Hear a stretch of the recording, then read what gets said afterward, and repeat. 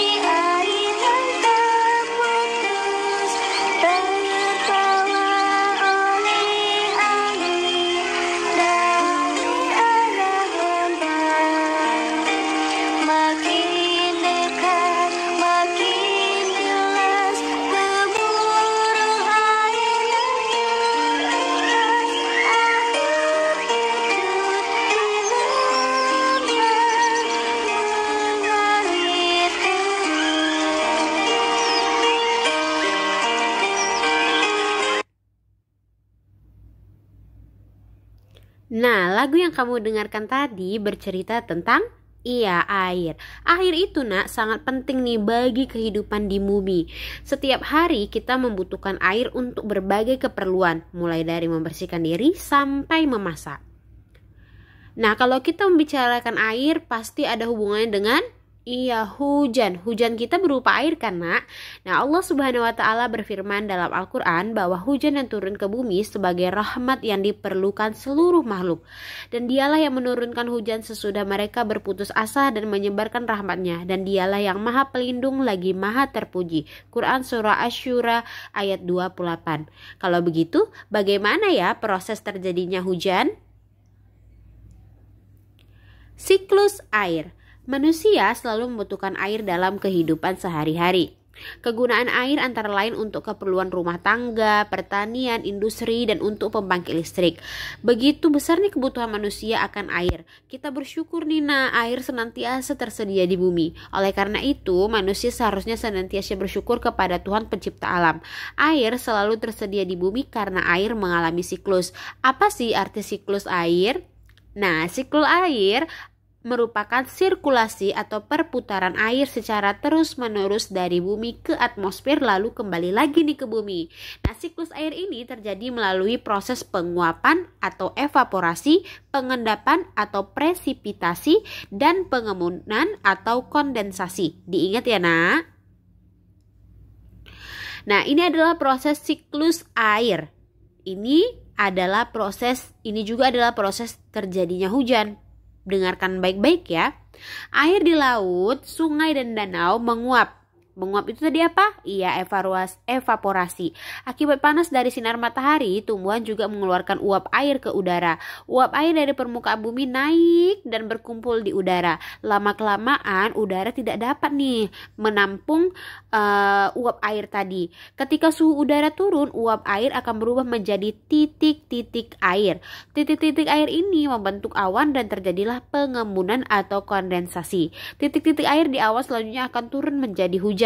Air hujan akan turun di darat maupun di laut. Air hujan itu akan jatuh ke tanah atau perairan. Air hujan yang jatuh di tanah akan meresap menjadi air tanah. Selanjutnya, air tanah akan keluar melalui sumur. Air tanah juga akan merembes ke danau atau sungai. Air hujan yang jatuh ke perairan, misalnya sungai atau danau, akan menambah jumlah air di tempat tersebut. Selanjutnya, air sungai akan mengalir ke laut. Namun, sebagian air di sungai dapat menguap kembali Air sungai yang menguap membentuk awan bersama dengan uap dari air laut dan tumbuhan. Nah, proses siklus air ini pun terulang lagi, terus dia berulang. Dari proses siklus air dapat disimpulkan bahwa sebenarnya jumlah air di bumi secara keseluruhan cenderung tetap, hanya wujud dan tempatnya yang berubah. Rumah Betang Uluk Palin. Rumah Betang atau Rumah Panjang Uluk Palin terletak di Kapuas Hulu, Kalimantan Barat. Rumah Betang ini berukuran panjang 268 meter, tinggi 5-6 meter dan memiliki 53 bilik rumah. Menurut data pada tahun 2007, Rumah Betang Uluk Palin dihuni lebih dari 500 jiwa yang terdiri atas sekitar 130 kepala keluarga. Nah, rumah Betang ini pernah diperbaiki nih pada tahun 1940-an karena kebakaran. Rumah Betang ini juga telah 3 kali berpindah lokasi karena menyesuaikan dengan perubahan alur Sungai Uluk dan Sungai Nyabau akibat erosi.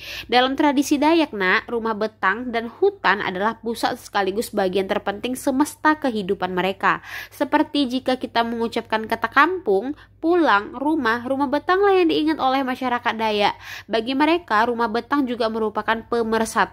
Di sanalah mereka berkerabat dan bertradisi. Di rumah Betanglah tradisi Dayak terpelihara. Rumah Betang adalah kekayaan budaya Indonesia. Pada Sabtu 13 September 2014, malam rumah Betang Uluk Palin terbakar. Tidak ada yang tersisa dari rumah Betang yang terpanjang dan tertua di seantero Kalimantan itu. Masyarakat bersedih karena kehilangan tempat tinggal. Lebih dari itu, masyarakat Kalimantan bersedih karena Rumah Betang Uluk Palin merupakan cagar budaya yang sangat penting. Keragaman budaya bangsa di wilayah Indonesia. Nah, kalian pasti tahu kan Indonesia tuh kaya dengan budaya karena berbagai suku bangsa yang ada. Nah, kekayaan itu beragam bentuknya. Pertama, ada bahasa daerah. Setiap suku bangsa dalam berkomunikasi menggunakan bahasa daerah setempat. Dengan demikian, keragaman suku menghasilkan bahasa yang beragam. Nah, kamu bisa ngeliat contohnya nih di buku tema 8 halaman 18. Keragaman bahasa daerah tidak menimbulkan masalah antar suku bangsa. Hal ini karena dalam komunikasi antar suku bangsa digunakan bahasa Indonesia yang telah mampu mempersatukan perbedaan bahasa daerah. Yang kedua, ada rumah adat. Hampir setiap suku bangsa mempunyai bentuk rumah sebagai tempat tinggalnya yang berbeda-beda. Bangunan rumah setiap suku bangsa disesuaikan dengan kondisi alam. Nama rumah adatnya pun berbeda-beda, Nah, kamu dapat melihat contohnya di buku tema 8 halaman 18. Yang ketiga, ada pakaian adat. Banyaknya suku-suku dan provinsi yang ada di wilayah negara Indonesia, maka banyak pula nih baju adat yang dimiliki oleh setiap suku di seluruh provinsi Indonesia. Pakaian adat di Indonesia memiliki ciri-ciri khusus dalam pembuatan atau dalam mengenakan pakaian adat tersebut. Nah, kamu dapat melihatnya di buku tema 8 halaman 20. Yang terakhir ada kesenian daerah. Kesenian daerah di wilayah Indonesia sangat beragam. Setiap suku bangsa nih memiliki kesenian khas tersendiri atas tari-tarian dan lagu-lagu daerah. Kamu juga dapat melihat contohnya nih di halaman 21 tema 8. Jenis usaha dengan mengolah sumber daya alam. Untuk memenuhi kebutuhan hidup masyarakat, melakukan berbagai usaha, berbagai kegiatan dan jenis usaha yang dilakukan menghasilkan barang dan jasa. Salah satu jenis usaha di masyarakat yaitu mengolah sumber daya alam dari lingkungan. Kita mengenal berbagai bentuk kegiatan manusia dalam mengolah sumber daya alam untuk mencukupi kebutuhan hidup. Pertama itu dia adalah perkebunan teh.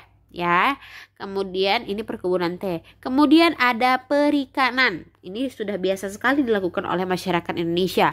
Kemudian ada lagi nih, yaitu peternakan ulat bulu. Nah, ulat bulu nih kalau diternakan dia menghasilkan ulat sutra menghasilkan kain sutra. Kemudian ada juga pertambangan. Namun pertambangan ini kalau terus-terusan terjadi, dia dapat merusak alam. Makanya kita harus tahu batasannya di mana. Oke, demikianlah penjelasan dari Miss. Kalau kamu belum mengerti, kamu bisa menghubungi Miss langsung. Assalamualaikum, bye-bye. Baiklah, itulah video pembelajaran dari kita hari ini. Semoga kamu bisa mengerjakan LKS-nya ya. Kalau ada kamu belum mengerti, kamu bisa menghubungi Miss langsung. Oke, assalamualaikum warahmatullahi wabarakatuh.